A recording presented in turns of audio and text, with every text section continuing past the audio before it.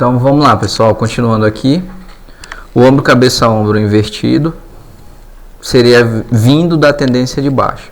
Mesma coisa, marca fundo, vem uma correção agressiva, tenta romper para baixo, faz um rompimento falso da LTB e volta a corrigir com uma agressão.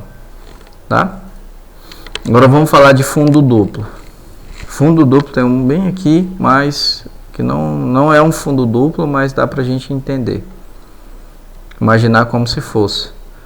Tá? Pera aí. Não, deixa eu pegar um mais limpo aqui. Tá aqui, ó. Ótimo. O mercado veio de uma tendência de baixa.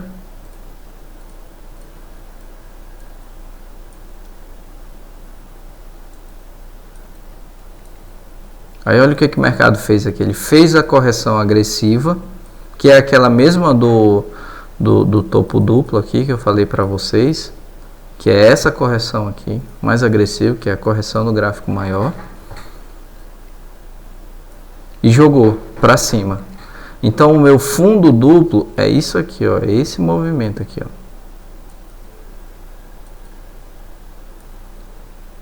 Tá? Ele não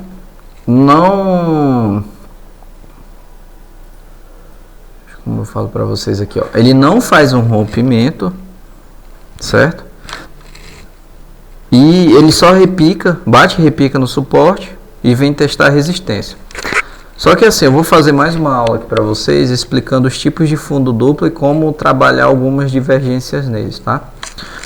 Mas vamos pegar a figura em si. A figura em si é isso aqui. Nem sempre você vai ter uma figura perfeita. Então você tem que ter uma sensibilidade para entender que o movimento vai vir sujo, né? Muitas vezes vai sujar. Só que como é que você diminui esses ruídos? Quando você está trabalhando com volume, está trabalhando com indicador de tendência, o MACD. Tá legal? Está trabalhando com umas médias. Olha esse detalhe da média aqui, ó. Vamos fazer um estudo das médias rápido aqui. A média ela vinha em tendência de baixa, dizendo que a tendência era de baixa. Só que olha o que a média rápida fez. Ela deu um pico para cima já tentando testar a média lenta. Quando a média rápida faz isso, a média rápida tá mostrando para você que a intenção daquela região está dando o primeiro sinal de mudança. Ou seja, se a média vinha aqui, ó, numa intenção de venda, chegou nessa região aqui do preço, entrou uma intensidade compradora.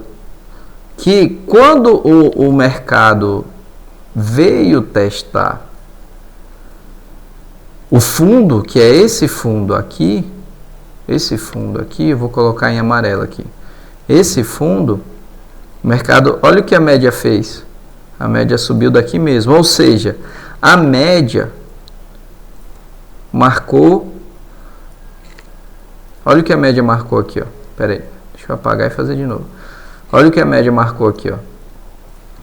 A média fez perna 1, 2, para jogar 3. Ela marcou um fundo mais alto que o fundo anterior. No meu indicador ele demonstrou isso, enquanto que no gráfico eu fiz fundos iguais no mesmo nível. Isso é uma primeira divergência da movimentação com o indicador. Figuras gráficas, quanto mais você consegue conciliar, trabalhar ela com os indicadores, você consegue melhorar a sua taxa de assertividade. Tá? Beleza. Falei, o topo duplo é a mesma coisa, só que invertido. Em vez de vir numa tendência de baixa, em vez do movimento estar aqui, ó, na tendência de baixa, eu vou estar numa tendência de alta, tá? Beleza. Onde que eu consigo identificar as figuras? Como eu falei para vocês lá, que eu comecei falando no primeiro vídeo, dos vídeos que eu assisti, os caras falavam, isso e aquilo, tá? Só que assim, eles não falam que a figura gráfica, ela tem a sua região, a figura gráfica tem o seu tempo gráfico para ser validado, e a figura gráfica, ela é só o primeiro sinal de mudança da movimentação ou de continuação. Então, dentro de figuras gráficas, a gente tem que saber que a gente tem as figuras de reversão e as figuras de continuação do movimento. Qual é a figura de continuação de movimento? Flâmula e bandeira. Figuras de reversão: ombro, cabeça, ombro, deriva e fundo duplo. Tá bom? Eu gosto de trabalhar com essas figuras aí. Onde eu trabalho com essas figuras? Perfil de tendência, a partir do perfil de tendência, ou seja, a partir do gráfico de 5 minutos. O gráfico de 5 minutos ainda é um gráfico sensível.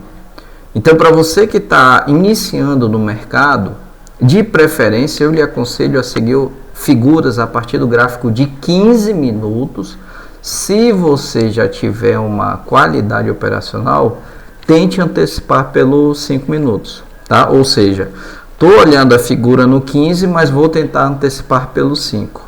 Tá legal? Essa é uma grande dica que eu dou para vocês.